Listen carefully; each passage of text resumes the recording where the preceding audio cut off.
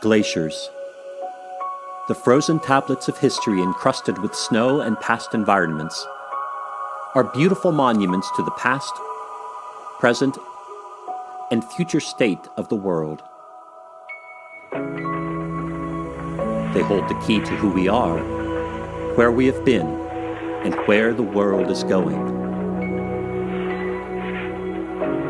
In order to form, layer after layer after layer of snow falls and then compresses, becoming fern.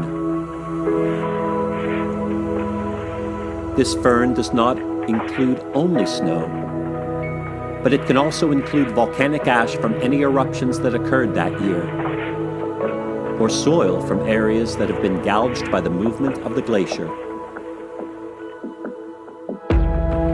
Glaciers, although very large, move slowly but constantly. As glaciers move, they scour the landscape, grinding dirt and creating grooves across the landscape like God's thumb sculpting the world. This dirt and sediment is then included in the layers of snow built up over time, and those layers can later be accessed by scientists and researchers. Scientists can use tools to take cores of glaciers, seeing past climates up to 800,000 years ago. This data is very useful in determining what our current climate looks like and what past climates look like, which then helps us determine what future climates may be.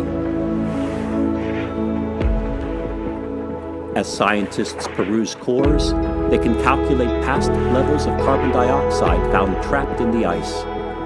This information helps them determine past climates, as carbon dioxide is a good indicator of past climactic temperatures.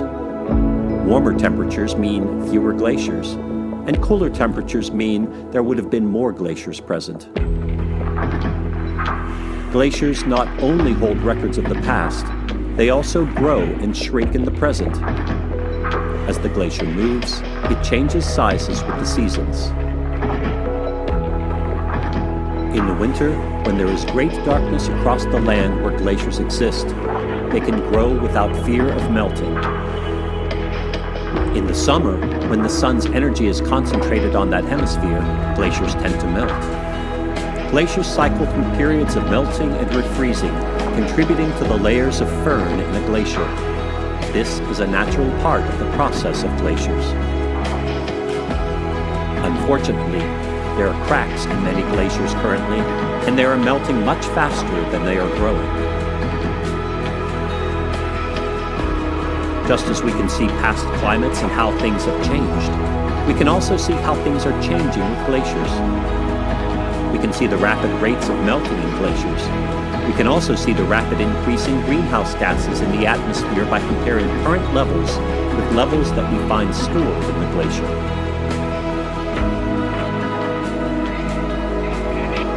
As the climate continues to change, more and more glaciers continue to melt. When they melt, large sections calve or break off from the main glacier.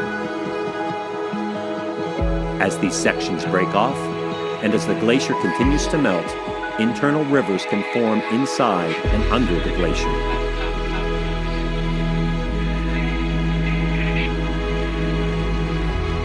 These rivers contribute to increased melting as the warmer water warms the cooler snow, causing it to melt.